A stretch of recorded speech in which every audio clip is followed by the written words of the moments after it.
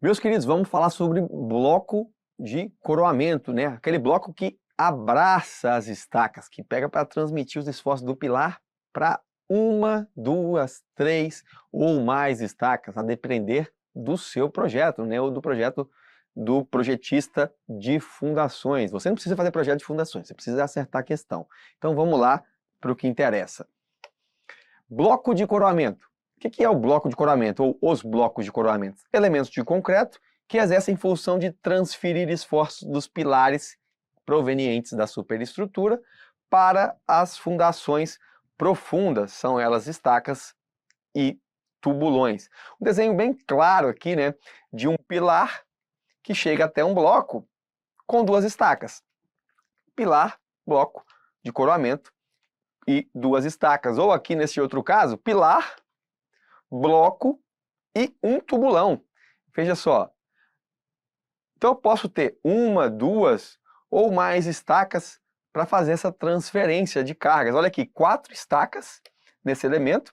A gente tem a carga do pilar e descarregando aqui, ó, em vermelho, possivelmente a gente está falando aqui, claro, de elementos comprimidos, já que essa carga é de compressão do pilar. E aqui a resistência, provavelmente, como vai ter uma flexão ali, eu preciso de armadura. O dimensionamento dos blocos, ele vai ali naquele sentido de bielas e tirantes, como se dimensiona estruturas de concreto, onde as bielas de concreto são responsáveis pela compressão e os tirantes ali em aço, responsáveis por resistir à tração. Isso não vem ao caso, você não vai dimensionar isso agora, você precisa entender a função dos blocos de coroamento. E vocês estão vendo aqui, bloco de coroamento para uma estaca, 2, 3, 4 estacas. Posso ter mais que isso? Posso ter mais que isso. Posso não ter um bloco de coroamento se eu tiver, por exemplo, uma estaca, um pilar que vai descarregar somente uma estaca? A princípio, eu te falo que até poderia. Uma estaca e o pilar acaba ali na estaca. O que acontece? Geralmente você vê nas edificações pequenas que, mesmo se ela tenha algumas estacas, elas acabam ali na viga baldrame, a fundação ali termina na baldrame já, começa os pilares. Acontece que você, quase 100% dos casos, vai ver sim este caso de um bloco de coroamento, mesmo que eu só tenha uma estaca ou um tubulão. Por quê? Pode ser excentricidade, inclusive, em relação aos esforços, então isso vai ajudar em centralizar, né, em descarregar os esforços, se eles estiverem um pouco excêntricos, ainda assim transmiti-los ao elemento de fundação. Então, para corrigir eventual desalinhamento, dar estabilidade, inclusive, ao conjunto das estacas, eu posso ter ali é conveniente que tenha o bloco de coroamento. Cuidado! Gosto sempre de falar isso aqui. Quando fala de fundação, fala de bloco de coroamento, tem gente que vai pensar que é a fundação superficial do tipo bloco. Isso é extremamente diferente. Inclusive, olha, a densidade de armadura dos nossos blocos, vocês estão vendo aqui, e enquanto a fundação superficial, fundação rasa do tipo bloco, ela é em concreto simples, nem aço ela tem. Então a gente vai ver, ou se você já viu isso, em fundações superficiais, rasas, este bloco não é o bloco de coroamento que nós estamos falando. Por favor, não confunda isso. Voltando a falar aqui dos blocos, deve-se cortar o trecho danificado durante a cravação ou excesso em relação à cota de arrasamento. A gente está falando do excesso de concreto que porventura ficar ali. Quando a gente fala de cota de arrasamento, falamos sempre sobre isso também. Caso a nova cota esteja abaixo da cota de arrasamento, faça emenda, ou aqui complementa-se, né, a concretagem, para que haja o quê? Uma introdução da cabeça da estaca dentro do bloco, transmissão de esforços. O laço de concreto, já disse em outro momento que ele não deve ser inferior a 5 centímetros, com a estaca penetrando pelo menos 5 centímetros acima deste lastro. E óbvio, lembre-se da armadura de arranque ou armadura de espera, que deve ficar aqui, ó, esperando para se conectar ao bloco. Portanto, na cravação, para a execução dos blocos, a gente tem algumas restrições.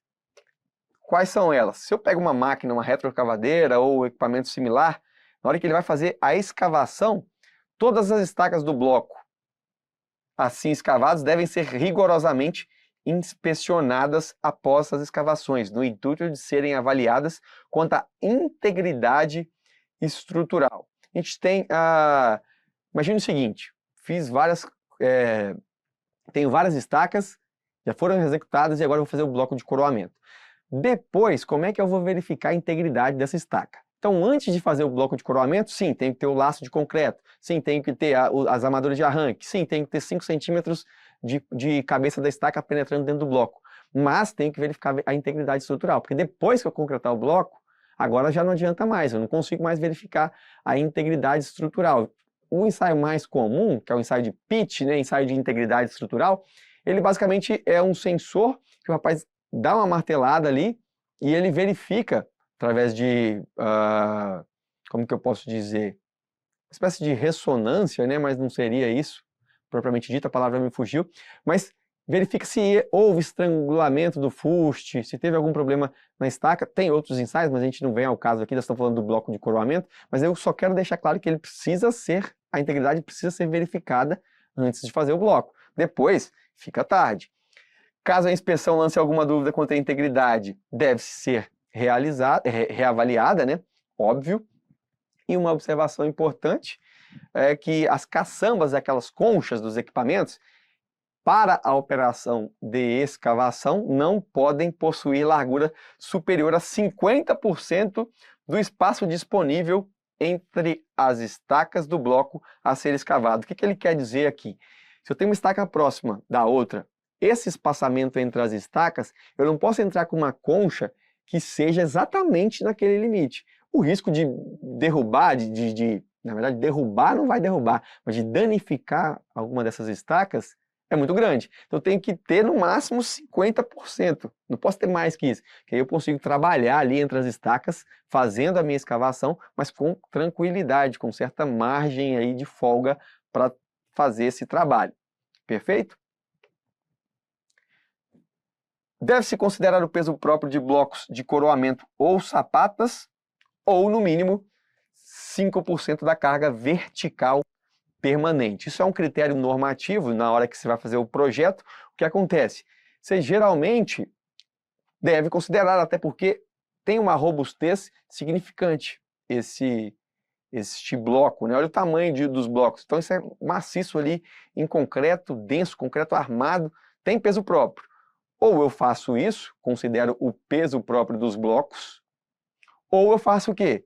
Adoto pelo menos 5% da carga vertical permanente na hora de fazer o dimensionamento.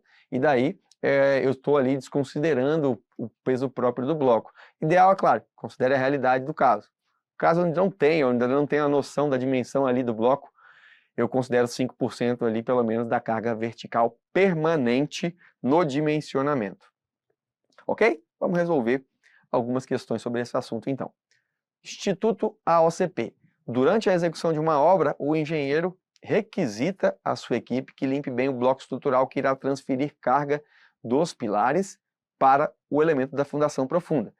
Dessa maneira, é correto afirmar que o profissional de engenharia civil está preocupado com a nega, o repique, o bloco de coroamento, a viga alavanca, o cone de engaste. Durante a execução da obra, limpe bem o bloco estrutural. Que bloco estrutural é este? É o bloco de fundação rasa? Não. É o bloco estrutural para construção em alvenaria estrutural? Não. É o bloco de coroamento. Fácil demais, né? A OCP, que não é o Instituto OCP, uma banca que chama AOCP. Vamos lá. A execução de blocos de coroamento e o preparo da cabeça de estacas deve seguir procedimentos rigorosos de controle de qualidade. Com relação à execução de blocos de coroamento, é correto afirmar que é obrigatório o uso de laço de concreto magro com espessura não inferior a 5 centímetros para a execução do bloco de coroamento, estando a estaca pelo menos 5 centímetros acima desse lastro. O gabarito letra A já matou aqui, já trouxe a resposta de cara para a gente. O que fala mais aqui? Laço de concreto magro, 10 centímetros não é. É obrigatório o laço de concreto magro com espessura não inferior a 5. Estaca pelo menos no mesmo nível não é. 12, 12, 12. Concreto magro, contudo a estaca deve estar 10 centímetros introduzidas. Não. Gabarito aqui, como a gente viu, alternativa A.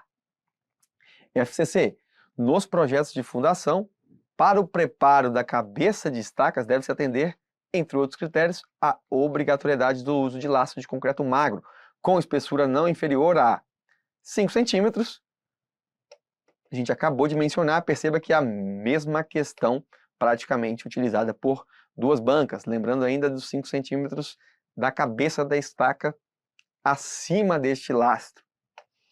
VUNESP. Ao dimensionar o peso próprio dos blocos, do peso próprio das fundações, deve-se considerar o peso próprio dos blocos de coroamento ou das sapatas. Ou, uma alternativa, é considerar um percentual mínimo de carga vertical permanente igual a 5%. Foi isso que a gente viu, é uma prescrição normativa. A CESGRAN-Rio faz a mesma pergunta em outras palavras, inclusive utiliza uma norma que já está ultrapassada, mas é, mais uma vez, algo que não impacta porque não foi alterado pelas versões recentes da NBR 6122. Tem-se, dentre outras opções, o peso próprio do bloco de coramento ou, no mínimo, um percentual da carga vertical permanente de 5%. CESGRAN-Rio Petrobras.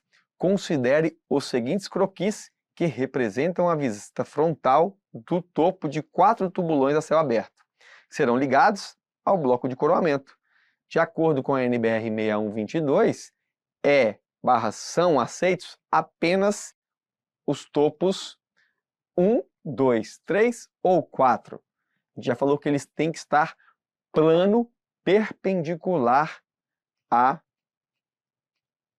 ao eixo da estaca. Portanto, o único que atende essa planicidade perpendicular ao eixo é a alternativa A. Perfeito? Espero que tenham entendido e, principalmente, acertem as questões na hora da prova. Bora para o próximo tema.